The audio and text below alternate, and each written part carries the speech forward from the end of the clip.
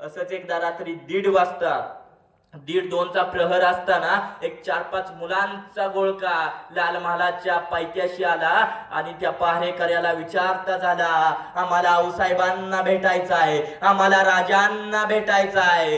त्या पहारेकरी म्हणला, तुम्ही सकाळी या. त्या 4-5 पोरांना म्हणला, ते पोरं जनावर घेऊन आली ती शिकार करून. त्या पोरांना म्हणला, तुम्ही सकाळी आम्ही तुम्हाला आऊसाहेबांना भेटवतो, मी तुम्हाला राजांना भेटवतो. पण पोरं तरुणबाज होती, पोरं कुणाचंच ऐकत नाहीत. तसं ती पण कुणाचंच ऐकत नव्हती. त्यामुळं ते म्हणाले, काहीही झालं तर आत्ताच आम्हाला भेटायचं आहे. हा सगळा गोंधळ ऐकून आऊसाहेब लाल महालातून स्वतः जातीनं हजर झाल्या आणि आऊसाहेबांनी विचारत्या झाल्या, काय रे पोरांनो, काय गोंधळ लावला या? त्यावेळी पोरातला एक जिगरबाज पोरगा पुढे आला आणि आऊसाहेबांना विचारता झाला, आऊसाहेब आऊसाहेब आऊसाहेब, तुम्ही दवंडी दिली नव, जो कोणी प्राण्यांची शिकार करेल त्याला सोन्याचं कड आणि तलवार बक्षीस म्हणून दिली जाईल. ही काय जनावरे घेऊन चालूया?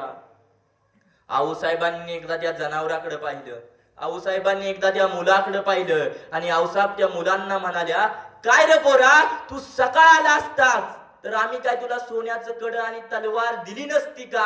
तुला आत्ताच का आम्ही हवे होतो? त्यावेळी त्या पोराच्या डोळ्यातून गळगळ गळगळ 2 अश्रू वाहत आले आणि तो पोरगा हुंका दाबत म्हणाला, आऊसाहेब, सोन्याच्या कड्यासाठी नाही आलो आऊसाहेब, सोन्याच्या कड्यासाठी नाही आलो आऊसाहेब, तुमच्या शाबासकीच्या थापासाठी आलो आऊसाहेब. ज्या ज्या वेळी तुमची शाबासकीची थाप पाठीवर पडते ना आऊसाहेब, त्या वेळी 100 हत्तींचं बळ येतं आऊसाहेब, 100 हत्तींचं बळ येतं. आऊसाहेब पुढे झाल्या. आऊसाहेबांनी त्या पोराचे डोळे पुसले आणि आऊसाहेब म्हणाल्या, काय रे पोरा, कुठून आला तू, काय नाव तुझं?